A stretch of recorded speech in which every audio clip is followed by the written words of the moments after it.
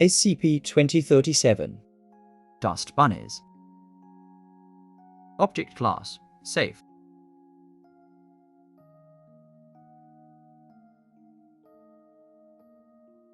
Special Containment Procedures. All SCP-2037 specimens are to be contained in an enclosed container with the minimum size of 10 meters by 10 meters by 3 meters. Specimens should always have sufficient access to fresh hay, grass, and water. SCP-2037 specimens are to be removed from the container before the daily cleaning of the containment chamber. Any sightings of suspicious dust clumps around the facility are to be collected and observed if possible.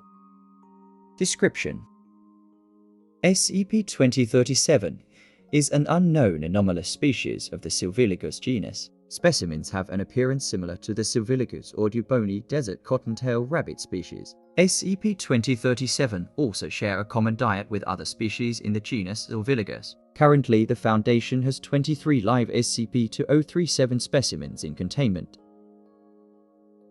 SCP-2037's anomalous properties manifest when specimens detect possible threats. When approached by any unknown or threatening subject, specimens of SCP-2037 will flee from the subject. Specimens are reported to quickly transform its body into a clump of dust while running. When in dust state, SCP-2037 specimens are very resistant to physical harm and are able to travel short distances if strong winds are present. When a significant enough amount of dust is lost, specimens in dust state will try to collect and accumulate dust from its environment. If the loss is too significant to regain, SCP-2037 will decrease in size when returning to normal state. Specimens in dust state are mainly composed of rabbit fur, flakes of dead skin, lint, and spider webs. No living tissue can be found within the dust particles. When in normal state, no non-organic substances that are found in the dust state are detected. Addendum to 0371.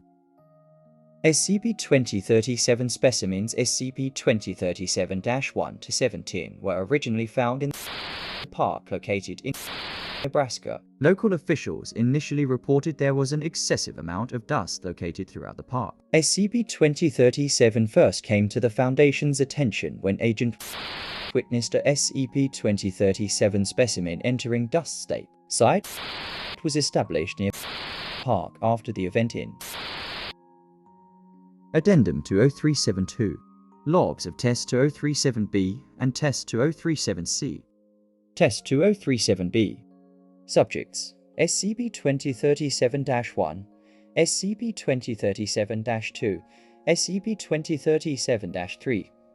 Procedures: introduce the 3 chosen SCP-2037 specimens to 1 specimen of Canis latrans quote species.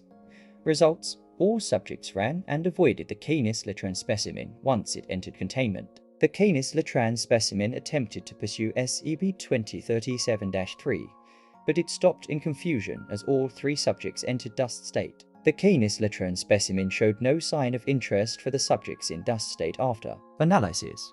The specimens have shown that SCP-2037 is capable of surviving almost any predator attack. Considering the speed they reproduce, they can easily overpopulate an ecosystem. Dr.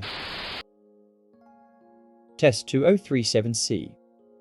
Subject: SCP-2037-6 Procedure: see what is the smallest size SCP-2037 can become by separating portions of dust from the specimen in dust state. Split a half of the current dust clump size and continue separating a half of the dust clump remaining from each split. Results: after SCP-2037-6 entered dust state, 1/2 of the dust clump was removed and placed in a separate room. Subject returned to normal state minutes later with a smaller size. Then 1/2 of the remaining portion was removed again. Subject returned to normal state minutes later with 1/2 of the previous size. At the 5th split, the subject ceased returning to normal state.